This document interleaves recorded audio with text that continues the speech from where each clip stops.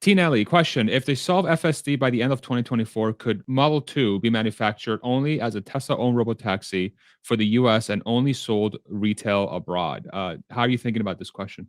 Well, I think not in the short term. FSD is like you're 99% the way there, but you have 99% to go always. Like it's going to be hard.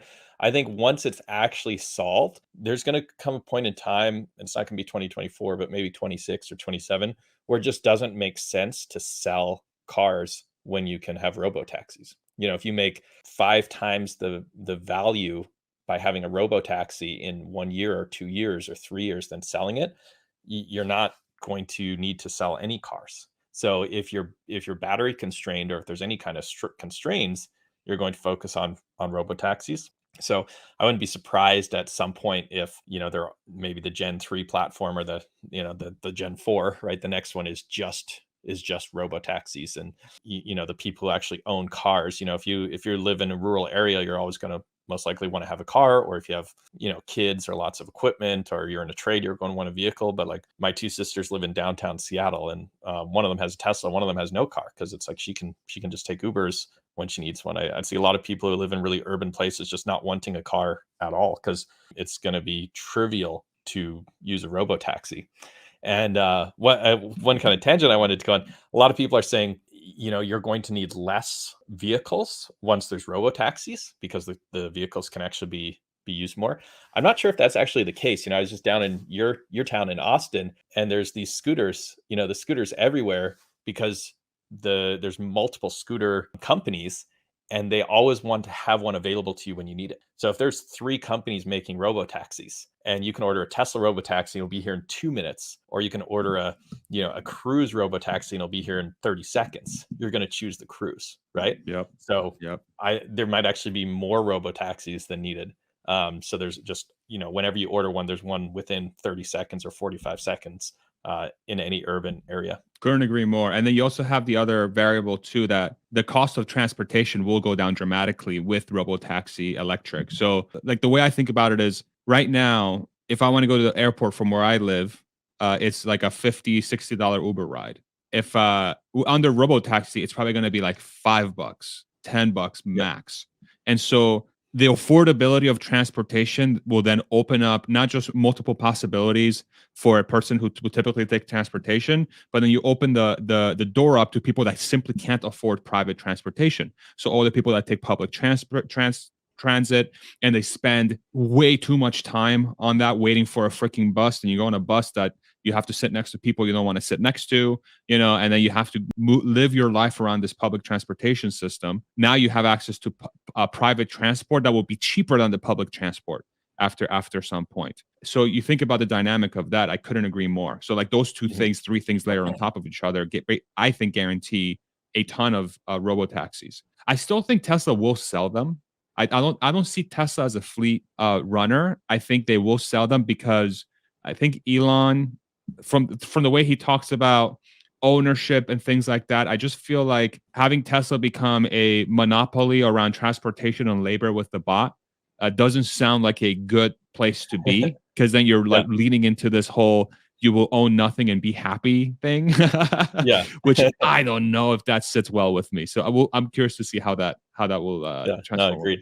time. All right, let's do a few more. Next question. Ken Wallace. Question: did anyone give any time frame for Optimus to start working at Tesla factories?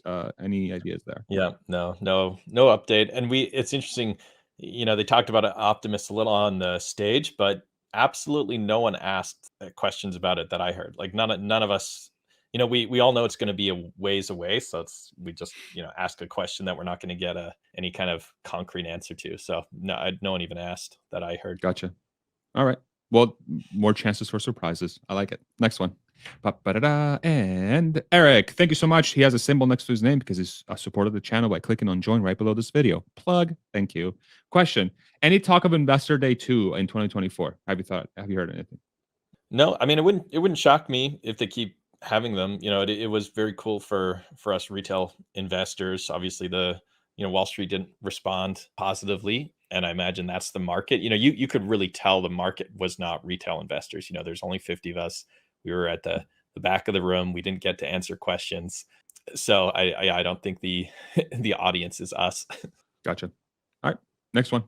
Ba-ba-da-da. And Chris, question: how many more gigafactories will be needed to get to 20 million vehicles per year goal, and where should they build these? I believe Tesla openly said like 10 additional from where they were like a year or two ago. Is that what the message was? Yeah, I think we were talking to Tom about that, and he thinks every giga could make like 2 to 2.5 million. So figure, 8 times 2.5, you'd be at 22. Obviously, Fremont is never going to produce that many, but yeah, I'm sure 8, 9, 10 could probably do it. Again, talking about Tom's bullishness, he said they can make 20 million vehicles a year before 2030, which is just insane growth.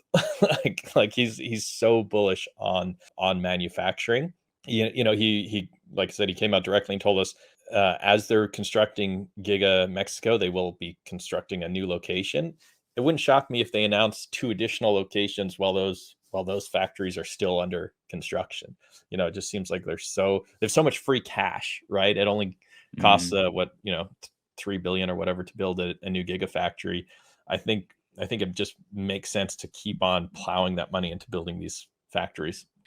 I don't think Wall Street understands that at all. So if each factory can do 2 million cars per year, and each factory fully ramped is what, like, it's going to cost about $3 billion to get it up to that stage.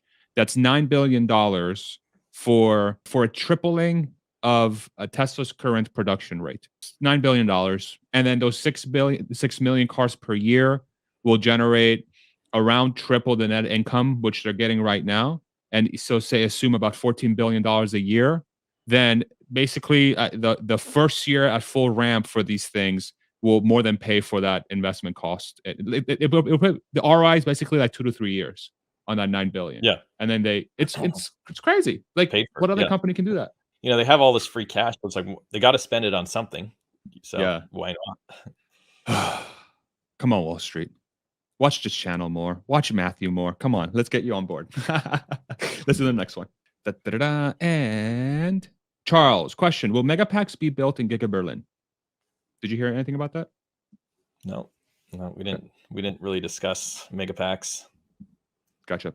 All right, and let's do one last question, and Yeah, we'll I do wrap have this a up. feeling it will have to Yeah. do with the subsidies, right? They're getting big subsidies for building them in the US. So I know the 4680 plans for Berlin were put on pause because of the IRA incentives here. So I think it will depend on what the EU or Germany specifically does with incentives.